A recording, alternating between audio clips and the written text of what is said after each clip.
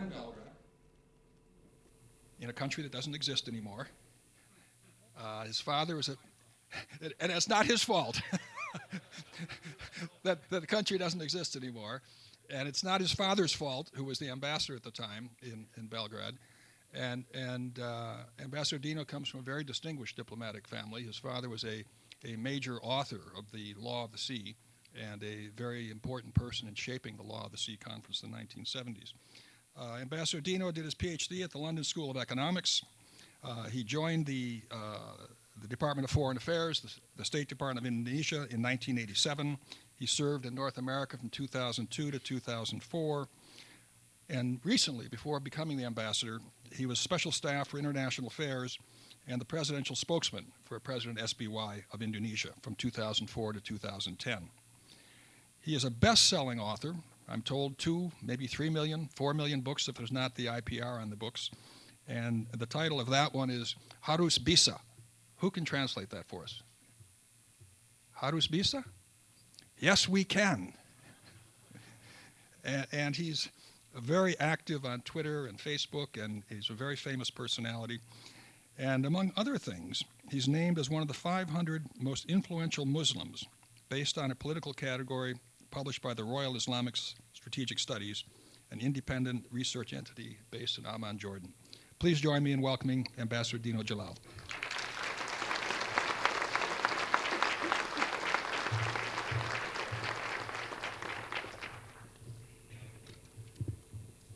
Assalamualaikum warahmatullahi wabarakatuh.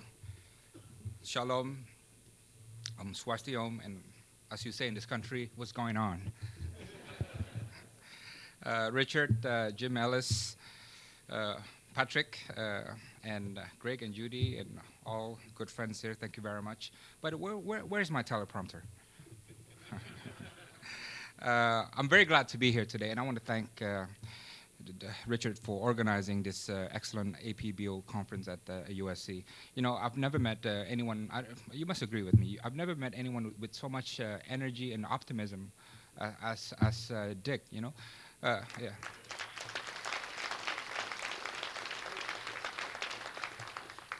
You know, I sat next to him for about just one meal, and I feel like I have 5 shots of Red Bull already. So. So, and it's great to be here in LA. I just arrived, I'm sorry to be a bit late. I just came from that university whose name I'm not supposed to say in this school, but it's a 4-letter word university. So. And after that, I ended a bit early. I gave a speech there, and I asked my staff, people from the consulate here, you know, I'm in Hollywood, you know, I'm seeing Rodeo Drive. Bring me to a place where I can enjoy a genuine Los Angeles American meal, you know, and say, yes, okay, we'll bring you. And they brought me to Kentucky Fried Chicken right down the block. So I'm sorry I didn't eat that food very much, because they gave me a whole bucket of fried chicken. Thanks also, Dick, for introducing me as the ambassador. And to be honest, one of the toughest things for me in Washington, D.C. is convincing people that I'm actually the ambassador.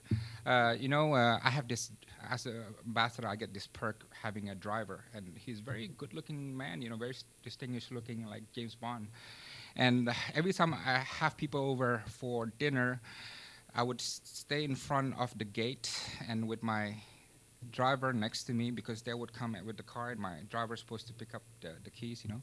And there's so many times when the guests would get out of the car, greet my driver, and give me the keys. And so many times in Washington when people greet me not with the words ambassador, but they greet me with a question mark, ambassador? And I don't mind it so much, but it's the face, you know, ambassador?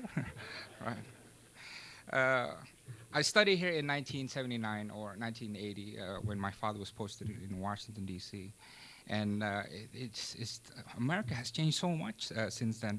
I came to a diplomatic reception recently at the one embassy. And I saw this guy, and I came up to him. And I remember him from watching a TV show when I was in high school here in 1979. I went up to him and said, hey, I know you. I used to love your show, you know. used to clown around so well. You're such a funny guy. I love you. You know, where have you been? You know, and the guy said, "Well, I've left Saturday Night Live long ago. I'm now Senator Al Franken." That's when I wish I should have told him I was the ambassador of Malaysia.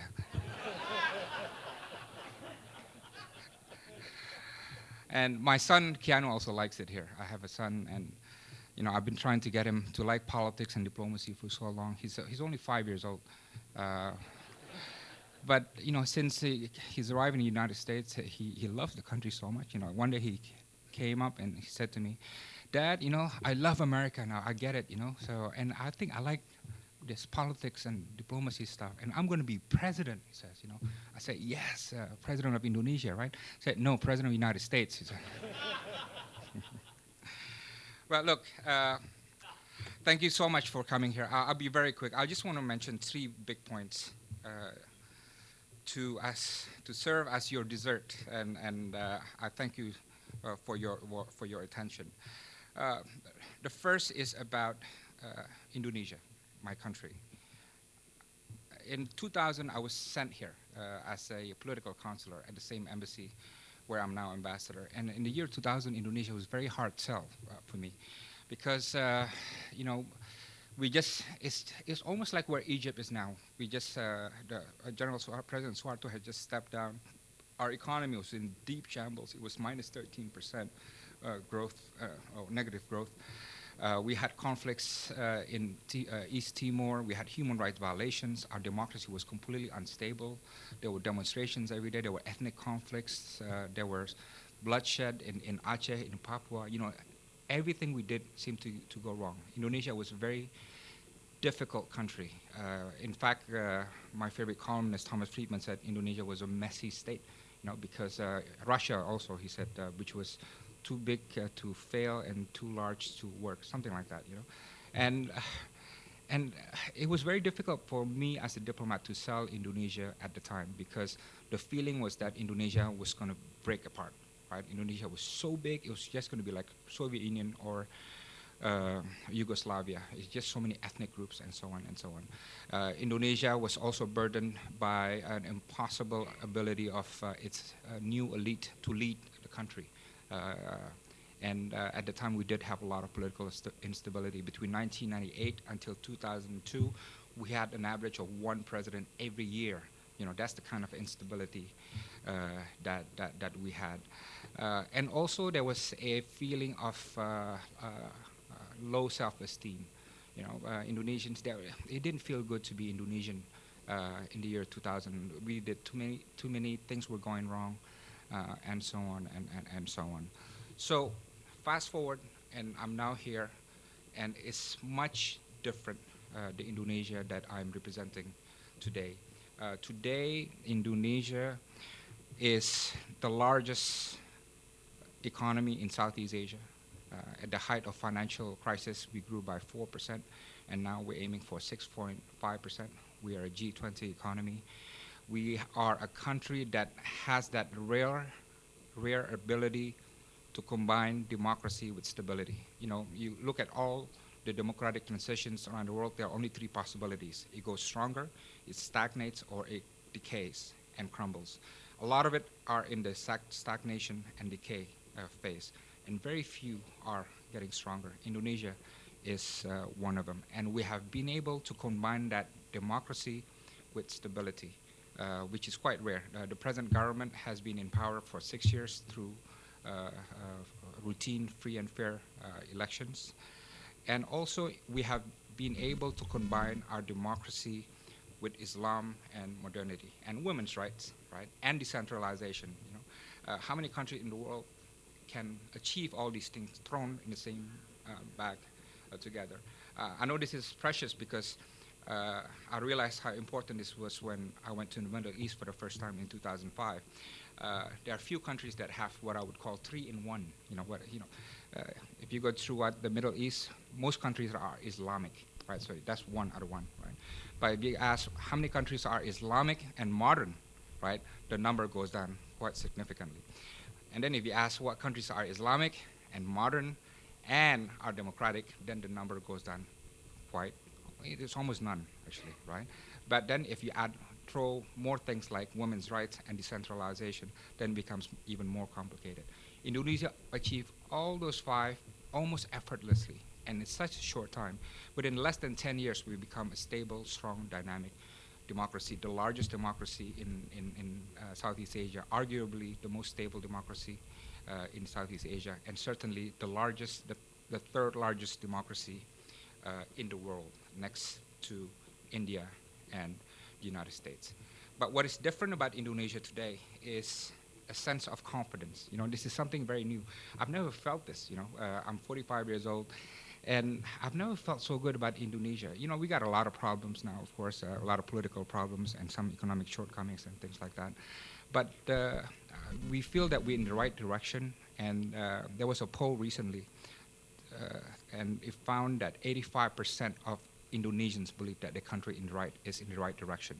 You know, that is a very significant national achievement, irrespective of what they think about the political leadership. And I think this is something that is happening across the board in some emerging countries as well. You know, there was a poll taken by the APBO that look at trends of public perceptions in China, India, and Brazil. They also found very high number, 85 to 90%, in some case over 90%, said that they are satisfied with their economic direction of the country. And you know very well, as business people, that this kind of confidence is critical to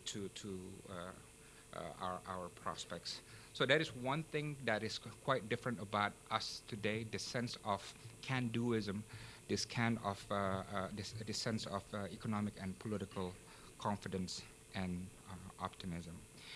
Now, second point is about U.S.-Indonesia relations. Now, this is by all means going to be a very important relations, one that, as General Colin Powell himself said, that it has been underrated because Indonesia, according to General Colin Powell, is one of the most misunderstood countries in the world. And in fact, President Barack Obama, when he came to Indonesia, he told my president that of all the major powers around the world, Indonesia is one country that Americans least understand about, you know, which is quite ironic because we have we're the fourth largest country in the world. We have 270 million people. We love making babies, right? I got 3, 1 every year. So, but the problem with U.S.-Indonesia relations is that it's been thin. You know, for so many years, it's just thin, not deep. You may have some relations in some sectors, but they're not really deep, and a lot of it is between governments. It's also been crisis-driven. It hasn't been very stable. It's always been driven by some kind of crisis, either the financial crisis in 1997, the crisis in East Timor, Aceh, and so on, human rights, and so on, and so on. It's been burdened by historical baggages. I think many of the countries here have the same problems as well, in the sense that you know, we had some Cold War history that wasn't easy, so there was some political baggages on both sides, and that gets to be carried unnecessarily into the context of today. And what we've always argued, that it has to be a new relationship free from historical baggages. It's also tended to be, in the past, based on single issue interests. There's too much focus on one issue.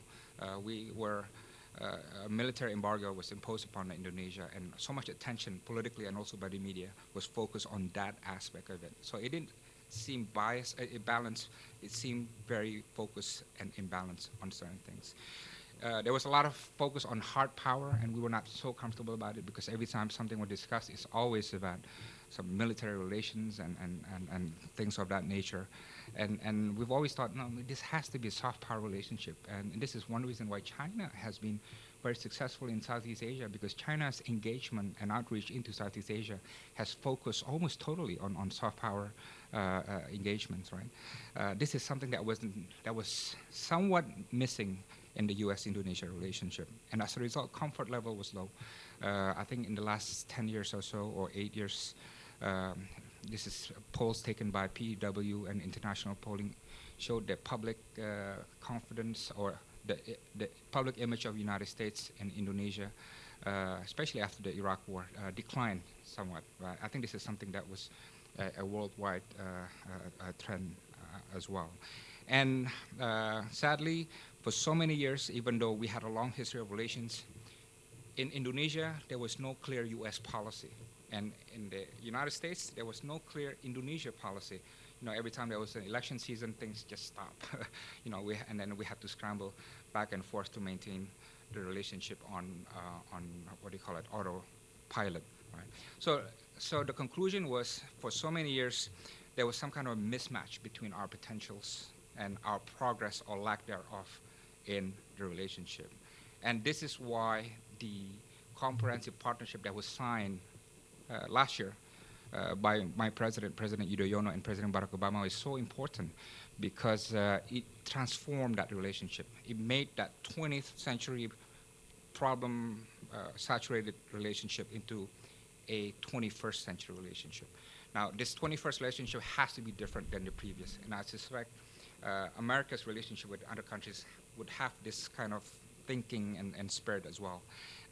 This partnership has to be forward-looking, right? We can't be stuck forever on the rhetorics of the Cold War historical baggages, right? This relationship has to be comprehensive in the sense that it cannot be stuck on single issues. It must be even across the board.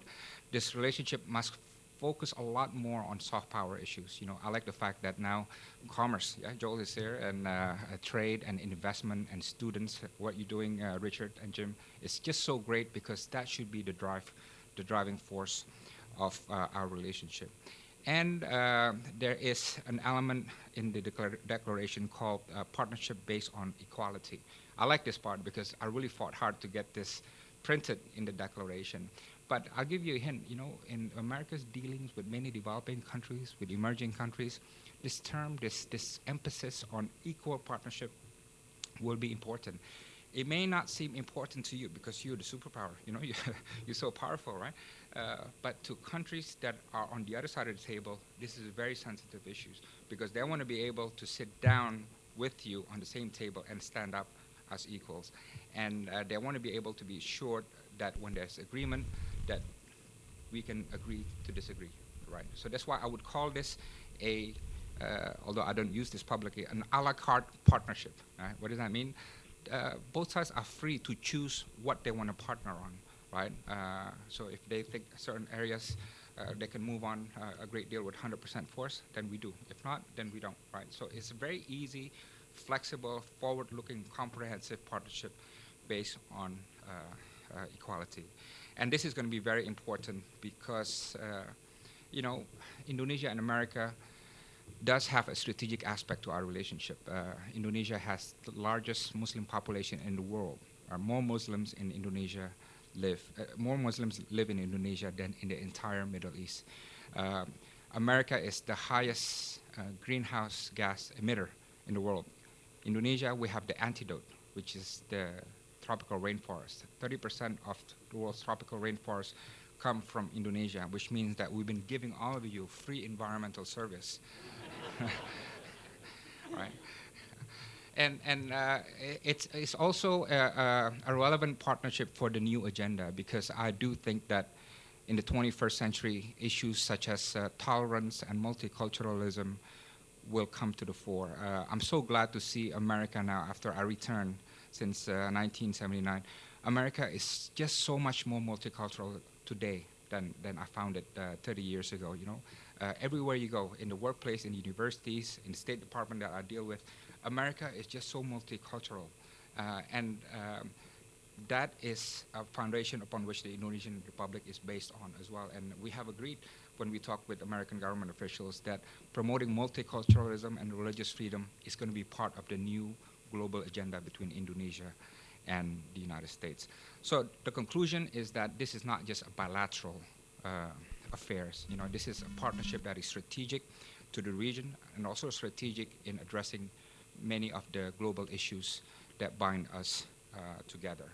And this is important because, and this is my last point, you know, we're seeing a new Asia now. You know, I was just in Shanghai a few months ago, and then I went to India after that. And in Shanghai, I noticed the Chinese were so different than the Chinese that I went there when I just joined the diplomatic service in the late 80s. The Chinese in Shanghai just wanted to be the best, right? when they said about building Expo, when they talk about Olympics, when they talk about innovation and companies, they're just shooting for number one, right? Like President Obama is right in saying that China is not shooting for number two. They're shooting for number one. There's so much confidence in China, right? Some are real, some are artificial, but this confidence is there. And in India also, you see, I met with Indian companies who say that, well, now 30% of our revenue will come globally, right? They see the world not as a threat, as some of their predecessors did, but they see the world as an opportunity, a big place to make money, right? It's very rare mindset change and that they have done. In Indonesia also, when I went with the president to India, I sat next to a guy, an Indonesian tycoon, and then he was just saying, yeah, I'm about to build a city in Indonesia, and I'm about to build this and that, you know. And what's your next plan? I said, well, my next plan is to buy Disneyland and Universal Studio, right? And I said, are you serious? Yeah, it only takes $10–15 billion. I get that in a few years, right? Now, I'm not sure he's going to do that, but the fact that he really wants to do it and he thinks he can do it, right, that reflects a confidence that I've never seen anywhere in my life before, right? So in many parts of Asia, I wouldn't say across Asia, in many parts of Asia, you see this resurgence of confidence. You see pride. You know, when we think of pride in Indonesia, it used to be nostalgic, yeah? It used to be nostalgic, or it used to be just geographic, that we live in a big country, big land, and beautiful mountains. But now, pride is no longer just nostalgic, you know, what our civilization was 2,000 years ago. Not just geographic, but it's also progress and prospects, right? So that is a new thing for us, right? And I'm not sure if this is going to be the Asian century. I know Americans see this as also potentially another American century. I think it can be all our centuries. It can be the Asian century, the American century, even the African century, all at once. Yeah? It doesn't have to be one or the other. But there is no denying that there is a new ASEAN renaissance taking place, right? You feel it. You know, the feeling that Asia is reclaiming its glory, right? And not just, you know, in innovation, in technology, in culture. You see this happening across the board. So my advice to my American friends is that in that new world, in what is potentially the most progressive century ever known to humanity, I think America needs again to reposition yourself and reinvent yourself, right? Now, again, I'm not in business of telling you how. There are a lot more smarter people in America on how you do it. But at least there are three things that you must do in order to reinvent and reposition yourself in that new world, just as every one of us has to do so. One is, I think you really do have to reclaim the confidence, right? I was quite surprised to hear or to see a Washington Post poll recently that said that there are less Americans who believe that America can compete in the world, right? I think the number went down from 28% to 22% or something. I forget the numbers. But this is in contrast to the fact that a lot more people in the world believe that America can compete in the world, right? So I think it's very important for you to reclaim that. I don't know what comes first. Is it confidence or economic achievement, right? I think it's a chicken egg situation. Maybe you get economic achievement first and then you get confidence, or the other way around, right? But whatever it is, you got to get and reclaim that confidence and make sure the public understand that, because no other country has the kind of innovation and centers of excellence and the capacity to reinvent as America does, you know. That is your greatest asset since you became a nation. And secondly, get out of the comfort zone, right? Get out of the comfort zone. To be honest, I was here when I was in the year 2000. I heard speeches like, "America is the indispensable nation. We stand taller, and we see farther than other nation." And when I heard that, I said to my friends, "You can't. These are not the kind of things you want to say out loud, because it reflects that you are too comfortable where you are, right? You are too comfortable where you are, right? So you need to get out of the comfort zone. And just like China, India, Indonesia are doing, we just saying it's business unusual, not business as usual. Third, do not retreat from internationalism. I think it's very important. You know, you're not the only country where you're having debate about what does nationalism mean and what does internationalism mean.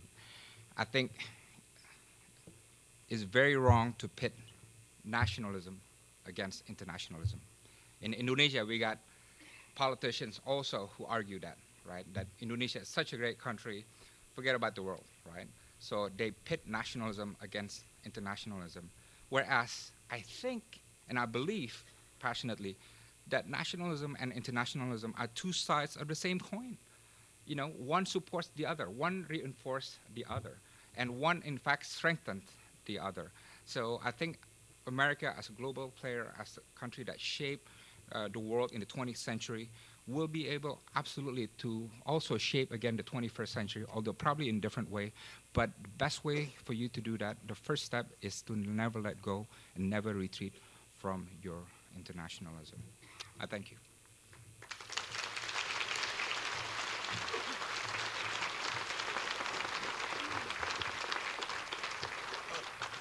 Thank you very much, Ambassador.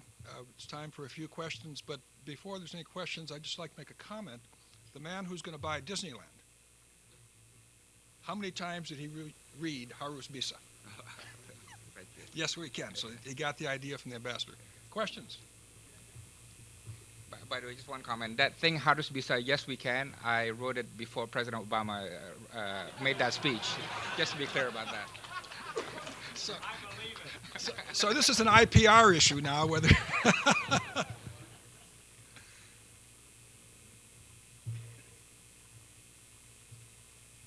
Judy.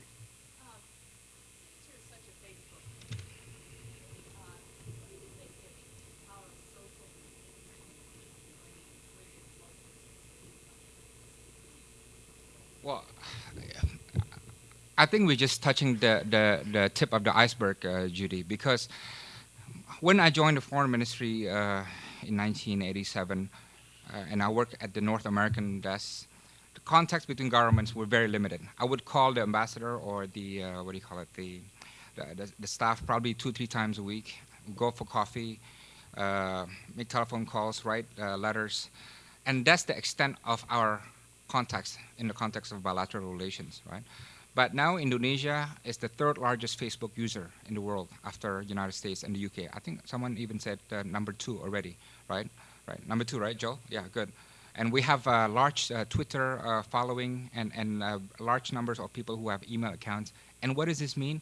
What it means is that now there are millions of contacts between citizens of our countries, which way exceed the contacts and the phone calls between me and my government officials, right? It's unbelievable, right? And I think we are just on the verge of figuring out what technology means to all this. I just took part in a McKinsey discussion on how technology affects education in America.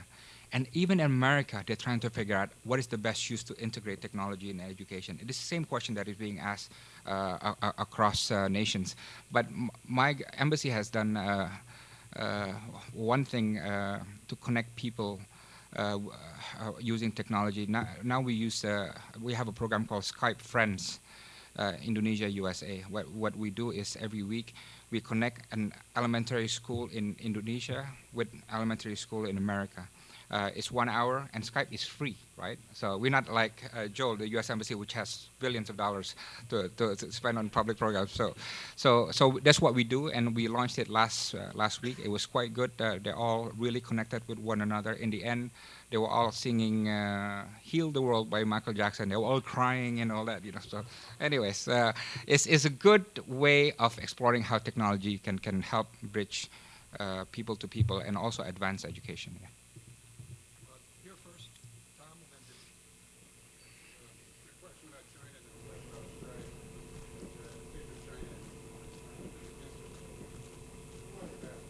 Yes. Just checking. You know, there you go. My keys. Some of your neighbors in Southeast Asia have in the last year or so, had some frictions with China. And this is against the backdrop of China announcing itself as peaceful rising. And in fact, they've said we're rising peacefully so often that you begin to wonder if they really want to rise so peacefully. What is your estimate? I know you're ambassador and you speak the language of diplomacy, but as you see China growing and growing and growing, does Indonesia have a sense of alarm about this? Is it just a sense of naturally they're getting bigger and it's going to be bumpy as it rises up? Or do you feel there's been some change in tone or even strategic thinking in China itself? Well, good. 2 points on that. First, I grew up with an intellectual environment where we thought China was some country 3,000 miles away, right? Because Indonesia is down here, China is up there next to Japan, right? But then recently, we became more aware that China is actually practically a country next door. If its China Sea claims is to be, what do you call it, not accepted, but considered, right? Because China's maritime territorial claims go way down in Southeast Asia, having border issues with Philippines, with Malaysia, with Vietnam, with Thailand, and as far down as Indonesia, right? So, you know, it's a complex geopolitical environment that we face, and I think how China engages Southeast Asia, China must be able to assuage Southeast Asian fears about its territorial design, and of which the South China Sea territorial dispute is the most important. Now, my take is that we're not going to see any negotiation soon, right? Why is this? Because you know, you have 6 claimants in South China Sea. You have China, Taiwan, Malaysia, Vietnam, Philippines, and Brunei, right? Of all these 6 overlapping claimants, I think only 2 will have the most reasonable chance of being resolved, which is between Brunei and Malaysia on their continental shelf. The rest, I think, will not go to negotiating table because most of the other claims are weak also. You know, they would have to submit their claim on the basis of the UN Convention on Law of the Sea, and most of them have weak claims, right? So, in light of the fact that they're not going to submit it to negotiations, they got to have temporary, short and medium-term confidence-building measures to manage these issues. But the second thing that we're doing is that we are changing our approach to China because China now is a strategic partner of Indonesia, right? China was a strategic partner with Indonesia since 2005 and America since 2010, right? But what we want to do is to make sure that the major powers, China, Japan, Russia, America, and the others, and India, are locked in a web of partnership and cooperation with the region that makes it very difficult for them to act unilaterally against the wishes of countries in the region. So that's what we're trying to do. One last question, Senator. Well, as the largest Muslim country, what is it in Islam that keeps harking back to the past instead of harnessing the present and the future? And also, what is your sense of what's happening in the Arab, Muslim, Middle East right now? Okay.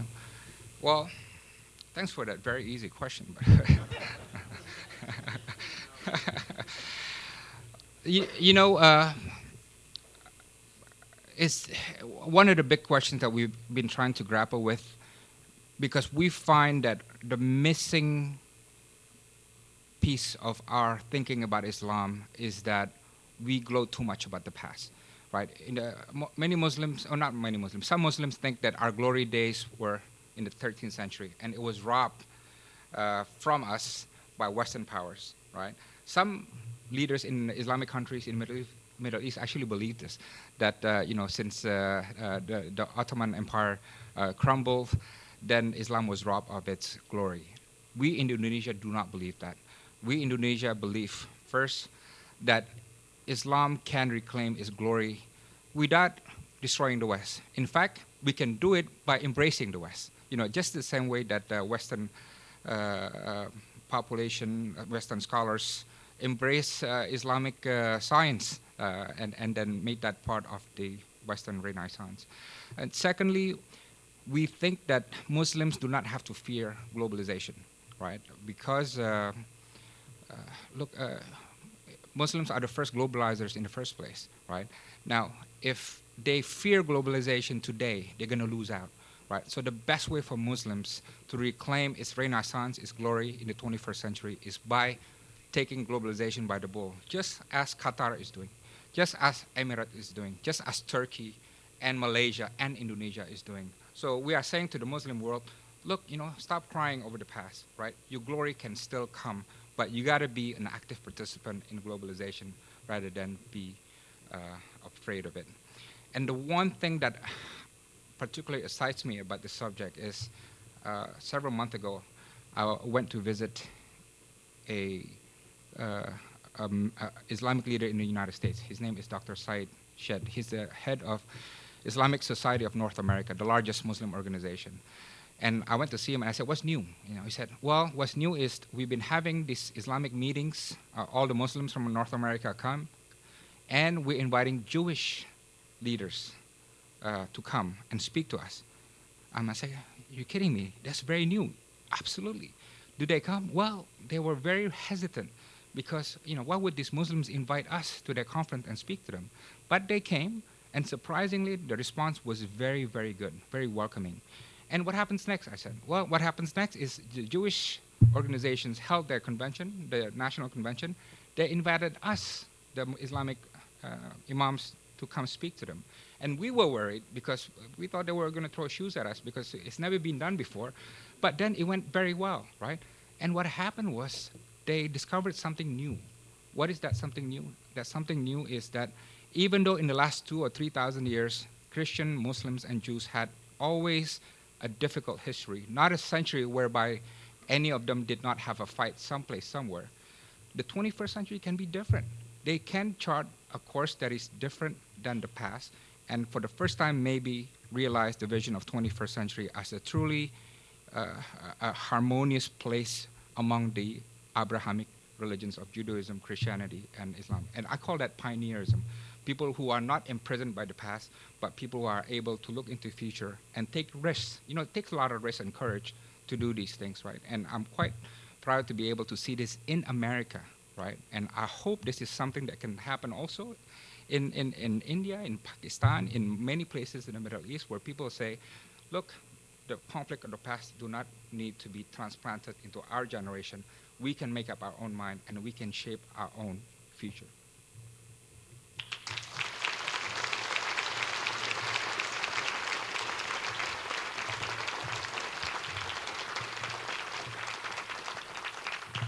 Ladies and gentlemen, it's quite a privilege to see the new face of Indonesia, even if some people in Washington ask you to park their car for you, Mr. Ambassador. But just to close up this session, there's some very serious advice that this young ambassador has given us. Get America confident again. Get America confident again. In doing that, operate outside our comfort zones. And certainly don't give up on globalization. And as the dean of the Marshall School, Jim Ellis, has said, and our whole school leadership has said, we need to get our students out of Los Angeles into the various countries of the world. All 500 of our MBA students are required to take a course that takes them out of the United States. About 400 of our undergraduate students are going outside the United States every year, spending their own money on top of tuition as part of these courses. And this summer, as I said, we'll be sending 12 undergraduates to Indonesia to learn about Indonesia, get outside their comfort zone, and come back as ambassadors. Once again, so we'll start, we're 10 minutes over time, so take 15 minutes and be back in your classrooms. We'll start at 2:25 rather than 2:15. Once again, a round of applause for Ambassador Dino Djalal.